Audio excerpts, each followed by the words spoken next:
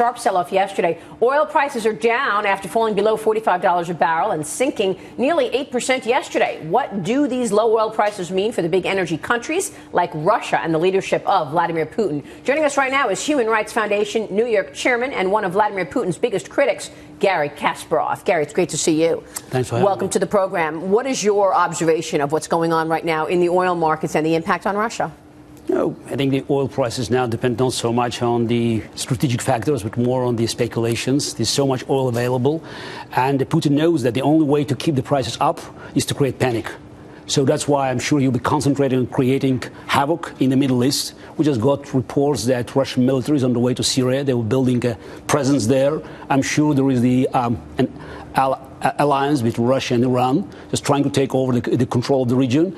And I'm afraid that with America leading from behind, Putin has a very good chance of turning Middle East ablaze. You're out with a new book, Winter is Coming, and you say that Putin trades in conflict.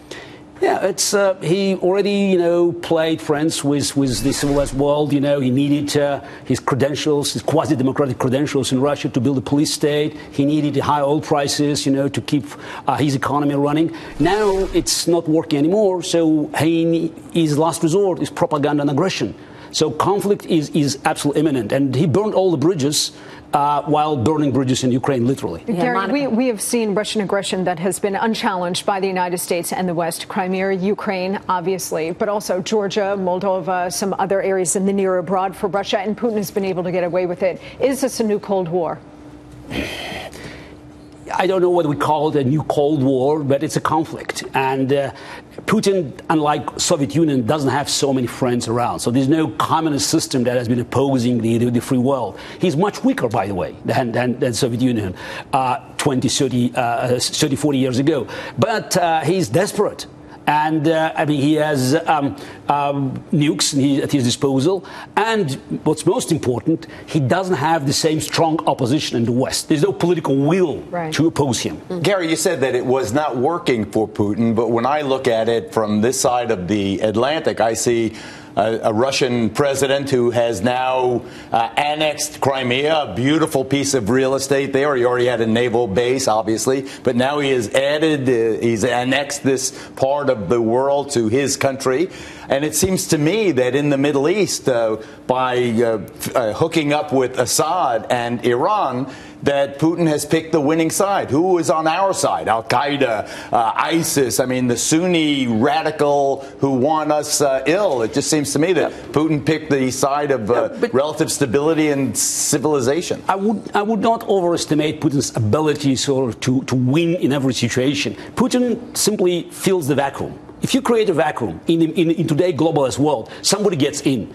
So it's hard to imagine, but maybe for some Sunnis in Syria, who have been gassed by Assad and tortured and killed for so many years, ISIS look like liberators, at least for a moment. So America is no longer there. America is leading from behind, actually is doing nothing. So great opportunity for Putin, great opportunity for Iran. And that's why he's cozying up to China. Yeah, China, I wouldn't be, so confident about Russian-Chinese deal. I just saw the statistic this morning that Russia dropped, from the top 15 Chinese trading partners. It's too complicated. It's too expensive. Yes, it offers Putin a little bit of, bargaining position against the West. But at the end of the day, it's China that is leading in this relationship. So how is Russia positioned on the global stage right now? Putin's not just climbing this wall of worry with oil prices down, natural gas prices are down. That's hurting him as far as trade with Europe is concerned. The economy there continues to sour. Where are they on the global stage? Putin has no other option but to continue his aggressive policies, because he needs to find an argument for Russian public why things are getting worse on a regular basis. And it's the only explanation. We're besieged by enemies. Russia is the besieged fortress. And right now, as every dictator before. This is nothing new. It just comes from the textbook. He's coming out with a bill to eliminate the dollar, so that he can do trade with the countries around Bitcoins? him. What? Yeah, no, with a currency just from the Russian bloc, I'm talking Kazakhstan. I mean, he will be trying some desperate measures. But again, let's not underestimate him, because to oppose freaks like Putin and other thugs in the world, you need political will here. And it's how will they get along with Donald Trump? Yeah, I got to get your take on this. Wait, let me roll this soundbite, because we want to know what you think about. We spoke with Donald Trump last week, and I asked him how he would deal with Vladimir Putin. I thought about what his relationship would be with Russia. Listen to this. I actually think that he's somebody that can be dealt with. I think his dislike of President Obama is so intense that it really has affected the whole relationship. We've driven them into the arms of China, so that now these two are together, which has always been the great sin. Don't ever let Russia and China get together. We've driven them together. I think he's somebody that I would have a very decent relationship with if I ever win. Okay, we already had a British Prime Minister 8 years ago who wanted to build decent relations with Hitler.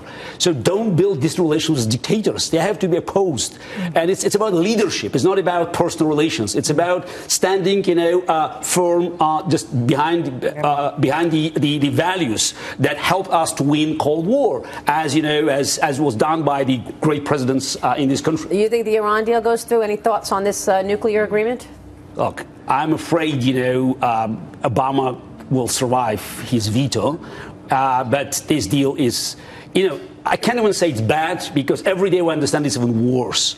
And it's, for me, just one of the biggest negatives is that Obama has been steadily destroying the balance of power in this country. See, he has been ignoring the institutions that have been built to limit the presidential powers. All right, we'll leave it there. Garry, wonderful to have you on the show today. Thank you. Well, thank you so much for joining us. Garry Kasparov. The book is called The Winter is Coming. We will be right back.